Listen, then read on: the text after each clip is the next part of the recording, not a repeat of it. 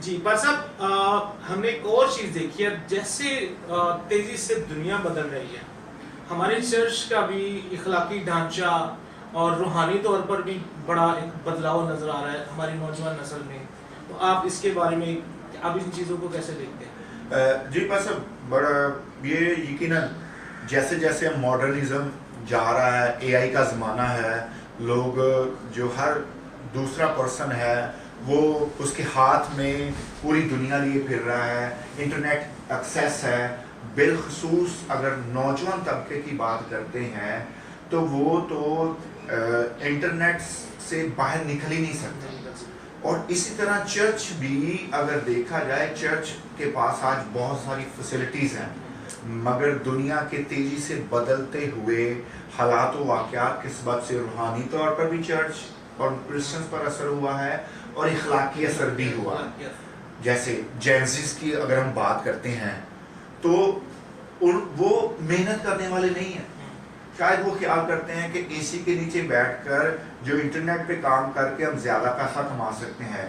جو میں نے اور آپ نے اسٹرگل کی ہے، جو ہم سے پہلے خدا کے خادموں نے، کلیسیاؤں کے سورماؤں نے فیلڈ میں جا کر گرمی، موسم کی شدت، روپے پیسے کی کمی کے باوجود بھی خدا کے کام کو، مشن کو جاری رکھا ہے.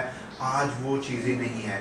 روحانی طور پر جو نالج کی بہتات ہے، روحانی طور پر بہت سارے وسائل ہیں، کتنے ٹی وی چینلز ہیں، انٹرنیٹ پہ مٹیریل کتنا دستیاب ہے، لیکن مشکل ہے موجودہ نسل کے لیے اس ساری جو نالج کو فلٹر کرنا مشکل ہے.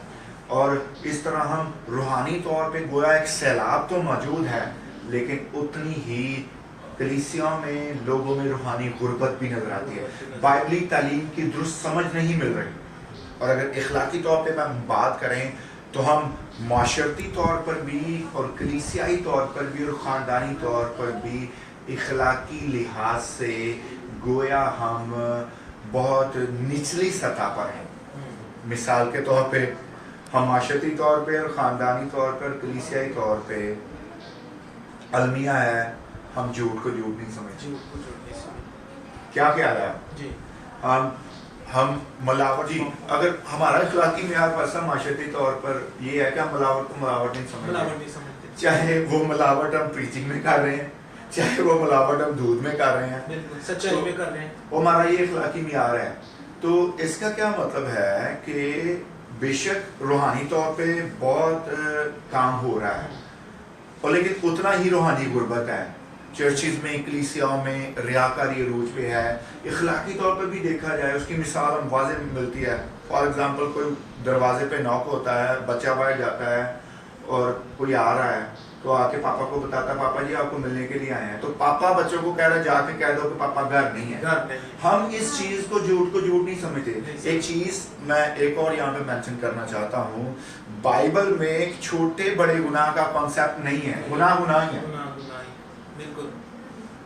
کلام بھی کہتا ہے کہ لڑکے کی اس راہ پر تربیت کر جس پر اس کو جانا ہے، تاکہ وہ بڑا ہو کر بھی اس سے، بوڑھا ہو کر بھی اس سے نہیں مڑے گا. ہمیں اپنی جو روحانی ڈائریکشن ہے اس کو درست کرنے کی ضرورت ہے، اور اخلاقی ڈائریکشن کو بھی درست کرنے کی ضرورت ہے. کیوں؟ کیونکہ ہماری جو روحانی سمجھ ہے وہ ہماری اخلاق کی پریکٹس میں نظر آئے گی.